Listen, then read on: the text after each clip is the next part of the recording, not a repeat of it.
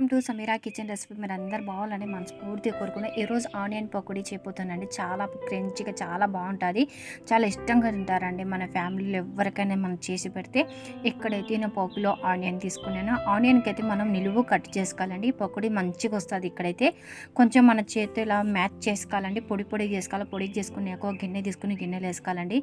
ఎంత పొడి చేసుకుంటే ఆనియన్ అనేది అంత బాగా మంచిగా ఇక్కడైతే మనకు ఫ్రై అవుతుంది. దీంట్లోనే కొద్దిగా మనం ధనాలు వేసుకోవాలి, కొద్దిగా వంట సోడా, కొద్దిగా అల్లం పేస్ట్ వేసుకుంటాను, తగినంత సాల్ట్ యాడ్ చేసుకోవాలి. చమ్మచ్ రెడ్ చిల్లీ వేసుకుంటానండి. రెడ్ చిల్లీ అనేది చాలా తక్కువ వేసుకోవాలి. దీంట్లో రెడ్ చిల్లీ వేసుకున్నాక మనం ఫ్రెష్ కరివేపత్త వేసుకోవాలండి. కరివేపత్తని మనకు పకోడీ చాలా మంచిగా టేస్ట్గా వస్తుందండి. ఆ ఫ్లేవర్ కూడా చాలా మంచిగా వస్తుంది. సో ఏనికి ముందు మనం కరివేపత్త అనేది మంచిగా శుభ్రం చేసుకోవాలండి. కరివేపత్త ఏడంచి వస్తుందో మనకు తెలియదు, కానీ చాలా దుమ్ము దులార ఉంటుంది.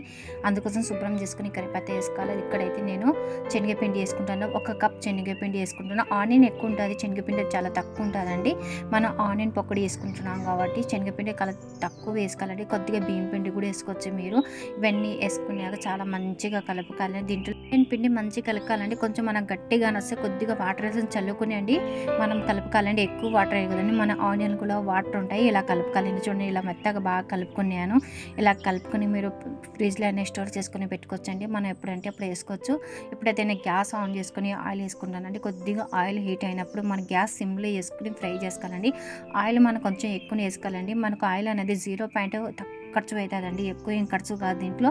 ఇప్పుడు కొంచెం హీట్ అయింది అండి ఆయిల్. ఇప్పుడు నేను అంతా వేసుకుంటాను. ఒకటి వేసుకున్నాక దూరంగా ఫ్రై చేసుకోవాలండి. ఇలా కలర్ చేంజ్ అయ్యే వరకు మనం ఫ్రై చేస్తూ ఉండాలి. చాలా అంటే కాల్చుకుందంటే రెడ్ కలర్ వచ్చే వరకు ఫ్రై చేసుకోవాలండి. ఇలా సిమ్లో మనం ఫ్రై చేసుకుంటే చాలా మంచిగా ఫ్రై అవుతుంది పకోడీ అనేది. ఇప్పుడు తీసుకున్నానండి.